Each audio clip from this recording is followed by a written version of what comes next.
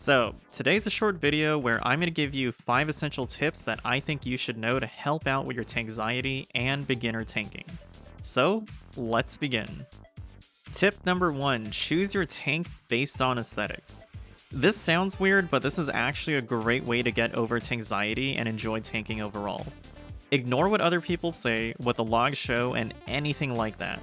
At the end of the day, every single tank is within a small margin that ultimately does not matter too much. So choose a tank that really fits the look you enjoy. For me, I love Gunblades and Sword and Shield, so the 2 tanks I primarily play are Gunbreaker and Paladin. Tip number 2, read your tooltips. This is something that a lot of players don't do no matter the MMO you're playing. Read your tooltips so you know what your skills and cooldowns do. It may surprise you, but Arm's Length is actually one of the best cooldowns to use as a tank in a dungeon. This is because it applies a slow to everything that hits you. Also, Reprisal is actually an AoE which gives a 10% damage down to anything hit. So always make sure you're reading your tooltips to understand what your skills even do. Just knowing what you can potentially press in a situation will really help relieve some Tankxiety and turn you into an amazing tank. Tip number 3, tank busters are not as scary as you think. Here's a general rule of thumb every single time you see that slow casting bar of death. Anytime a tank buster starts, pop only 2 cooldowns. Generally, these will be your short cooldown like the Blackest Night, Sheltron, Heart of Stone, or Raw Intuition, paired with another cooldown such as Rampart. The combination of these two will pretty much guarantee 9 times out of 10 that you'll live right through any tank buster and won't blow through all your cooldowns. Tip number 4, start small. You need to walk before you can run, but more importantly, you have to crawl before you walk. Start off with legitimately the easiest possible content, which will be normal dungeons.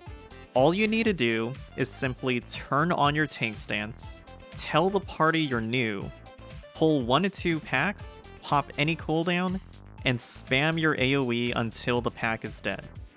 Once you're more comfortable with dungeons, start wall-to-wall pulling with your healer's permission, and then the next step would be normal trials and eventually extreme primals.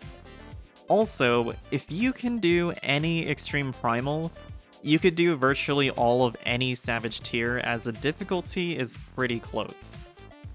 And tip number 5, failure is not the end. Eventually, there will be a time where everything goes wrong and that's completely okay.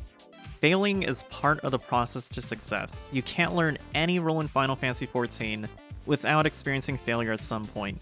But what matters most is how you take your fails and learn from them. If you die to a tank buster, think about what you use for mitigation and also ask the party if they used any mitigation as well.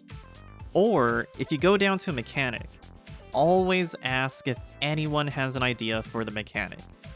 Being receptive to feedback, asking questions, and owning your own mistakes will help you out in the long run and turn you into an amazing player. When I first started tanking, I scuffed a lot of things and still make mistakes to this day. But that's part of the learning process of a new role and getting good at it too. And that pretty much concludes the video. I'd like to thank all of you for watching, and I hope you're all able to get into tanking. I am planning on an in-depth tanking guide and overview for Final Fantasy XIV coming up, but it may be a little delayed as EVGA has finally approved my step-up GPU, so I'm gonna have to wait for that to arrive. Thank you all for watching, and I hope you all have a great day.